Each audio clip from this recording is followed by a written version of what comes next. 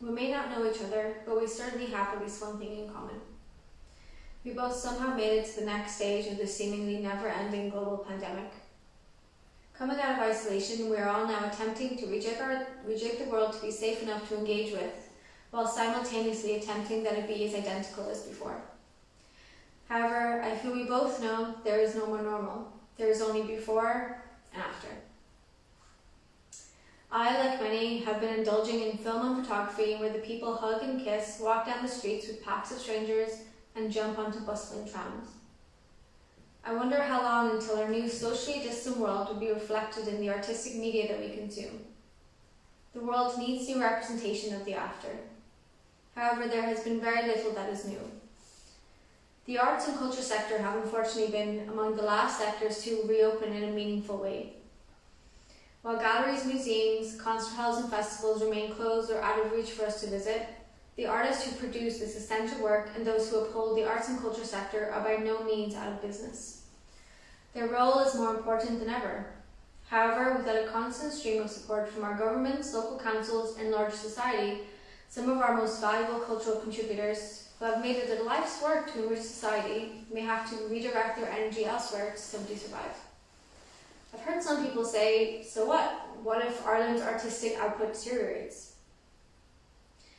It's been long upheld that working as an artist or creative of any type is unsustainable financially, the starving artist cliche. However, now more than ever I wonder how sustainable society would be without the sheer amount of often undervalued labour that so many of us who contribute to the arts put in. Or to put it in Mark Fisher's more eloquent words, how long can culture persist without the new? What happens if the young are no longer capable of producing surprises? In times of hurt, pain, confusion, political and economic instability, we lean on creative output to match our cultural climate and provide us with comfort, consolidation, advocacy, and criticism. We have film, which allows us to collectively empathize, and music, which comforts and challenges us. I feel visual art is one of the most powerful tools of communication. It supersedes the need for language, unifying an otherwise diverse world. Art not only absorbs the culture in which it was created, but further transforms, advances society. One song, one poem, one painting, one performance at a time. Galleries and museums are an international go-to. Here you find each place and what its people are about, what they value, what they deem worthy to archive, what they've been through, what makes them who they are today and who they will be in the future. But I'm sure you already know all this. These museums are not new nor groundbreaking. In fact, I've had the same conversation countless times in my years as a contributor to the sector, initially as an artist and now as a writer. We in Ireland have much to be thankful for, and I'm never without gratitude to the Arts Council, who have funded so much of the art that has moved this nation, and the National Campaign for the Arts, who ensure that the arts are on the national and government and local government agendas.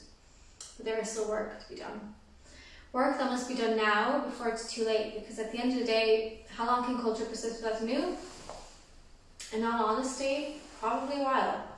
But whether greater society knows or not, we cannot afford to keep prioritising profit margins and hyper-consumption while our culture slips out of our hands. Life is tough at the best of times. How much harder do you think we can afford to make it without the arts to lean on? All my best, Serenity.